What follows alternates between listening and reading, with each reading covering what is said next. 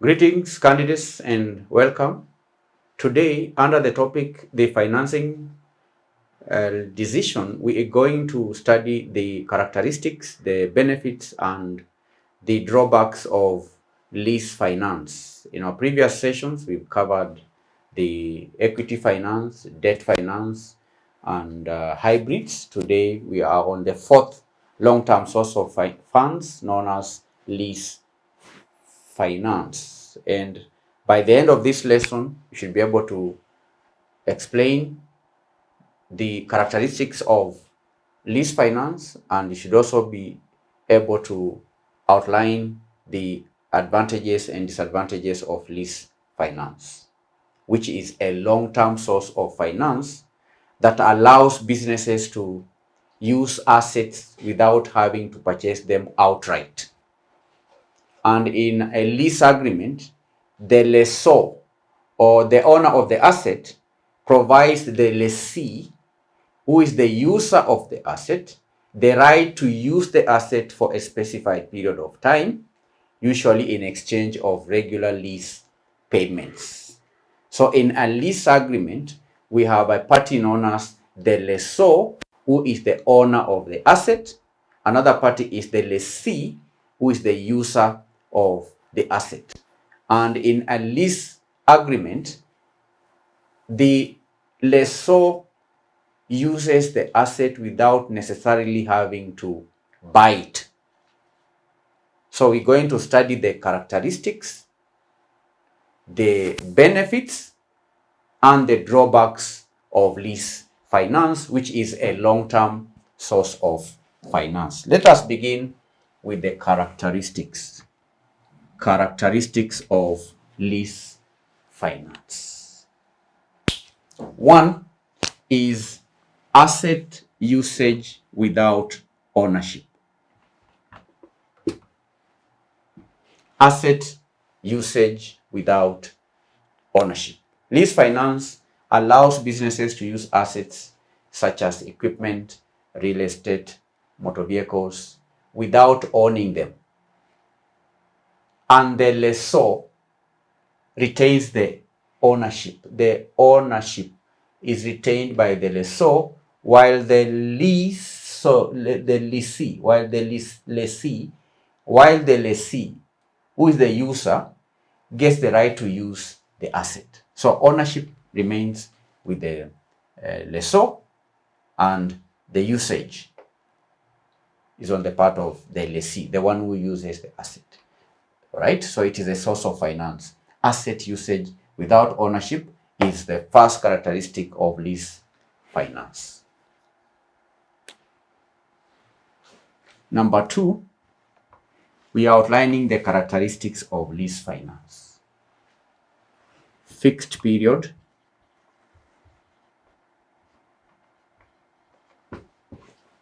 and payments. Fixed periods and payments. Lease agreements typically have a fixed lease period or term, and the lessee makes regular payments to the lessor. The one who uses the asset pays the owner regular payments, fixed payments over a specified period of time. And these payments include both the principal, may include both the principal and interest components.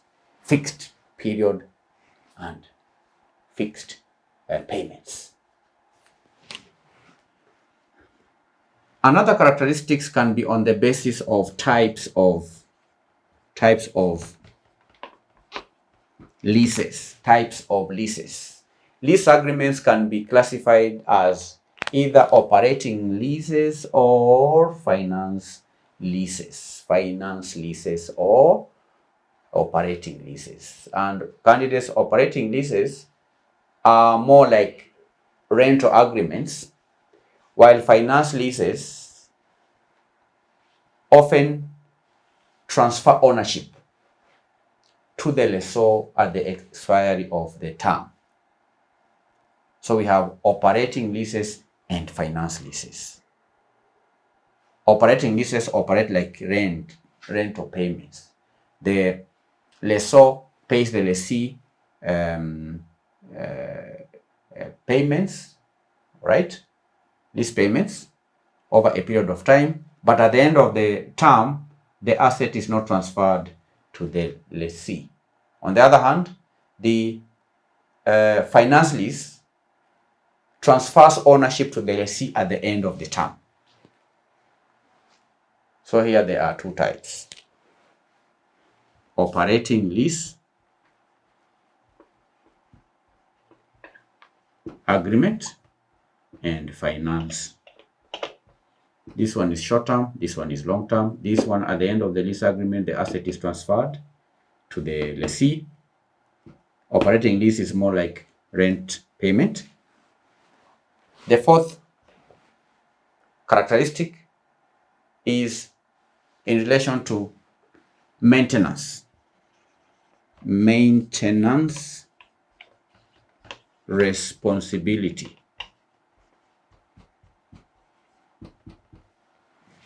Maintenance responsibility. The lessor may retain responsibility for maintaining and servicing the leased asset in operating leases. Do you understand? While the lessee may take on such responsibilities in the finance lease agreement. So maintenance responsibility, the one who maintains the asset, is dependent on the type of the lease. As for the operating lease, the lessor, the owner of the asset, is charged the responsibility to maintain the asset. On the other hand, in a finance lease agreement, the lessee, the one who uses the asset, maintains the asset. So maintenance responsibility is dependent on the type of the lease. Or you understand? Yes. 5, flexibility. Flexibility. Lease finance provides flexibility. It provides flexibility, allowing businesses to do what? To acquire assets without a large sum amount, without having to pay upfront capital outlay. And that is particularly beneficial for companies without budget. Companies with budget constraints. It is beneficial for companies with budget constraints. Companies are able to have access to assets without necessarily having to pay large sums of amounts upfront. Flexibility. So these are 5 characteristics. Pros of lease finance.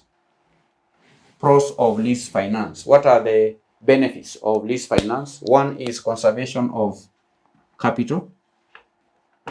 Conservation of capital. Lease finance enables businesses to conserve capital by avoiding the large upfront payments associated with asset purchases. And that capital can then be used to carry out, or can be used in other ways, like strategic needs, meeting strategic needs and other operational needs. Capital is conserved. Instead of buying large, instead of financing assets, instead of paying assets, large amounts of assets to acquire, large amounts of sums to acquire assets, capital is conserved, and the capital that is conserved can then be used to fund other activities, other projects. 2, tax benefit. Is also another advantage of lease finance. Lease payments may be treated as operating expenses, which offers potential tax benefits. And candidates' tax treatment can vary based on the type of lease and the regulations within the country. There is a tax benefit associated with lease finance. You understand? 3, up to date equipment or assets up to date. Lease allows businesses to assess the latest equipment, the latest technology without the need for frequent large-scale capital investments. And that can be especially important in industries with rapid evolving technologies. Up-to-date equipment. Number 4, the fourth benefit of lease finance is off-balance sheet financing. Off-balance sheet financing. What do I mean by off-balance sheet financing? Now, candidates operating leases in particular may keep leased assets off the company's balance sheet, and that can impact financial ratios and debt covenants positively. Because remember, we say that operating leases are not owned by the business, they are owned by the lessor. Operating leases, leased assets are owned, operating leased assets are owned by the lessor, and therefore such assets are kept off the balance sheet. They don't appear as assets in the balance sheet of the lessee, and that can be advantageous in various ways. Off balance sheet financing. Lease finance or assets may also have flexible end of term options. Flexible end of term options. May have flexible end of term options. At the end of the lease term, businesses often have the flexibility to return the asset, to renew the lease, to purchase the asset, and that the price at which the business can buy the asset may be predetermined. Or another alternative could be entering into a new lease agreement for an upgraded equipment. So there are many options at the end of the lease term. I've mentioned it could be returning the asset. The business can renew the lease agreement. The lessor can purchase the asset, or even enter into an entirely new lease agreement for an asset that is up to date, upgraded equipment. So it has flexible end of term options. Flexible end of term options. These are benefits. How about cons? Cons of lease finance. Disadvantages of lease finance. What are the disadvantages of lease finance? 1, higher overall cost.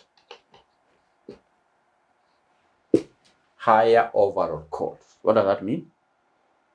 That means that over the long term, lease payments may result in higher overall cost compared to purchasing the asset outright. And that is particularly true for finance leases, where the lessee assumes ownership at the end. It may be cheaper to purchase an asset outright than enter into a lease agreement with the lessor. Number 2, we've seen that the lessee does not own the asset, no ownership. With lease finance, the business never owns the asset outright unless it exercises a purchase option at the end of the lease term. And that means the business doesn't benefit from asset appreciation. 3, restrictions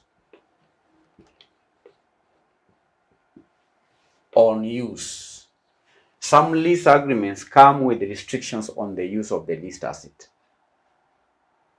And any violation of such terms could result in penalties or even termination of the lease agreement.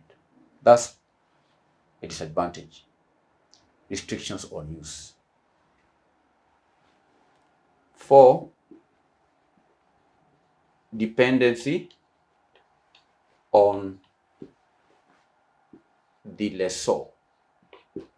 Dependency on the lessor. Dependency on the lessor. The business relies on lease finance. The business that rely on lease finance are dependent on lessor for the availability of assets and for favorable lease terms. And therefore, changes in lessor policies or changes in the financial health of the lessor may negatively impact the lessee.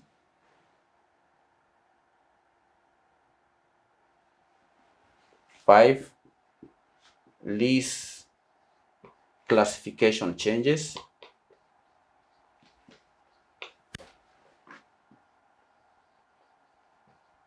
How is changes in lease classification a disadvantage to the business?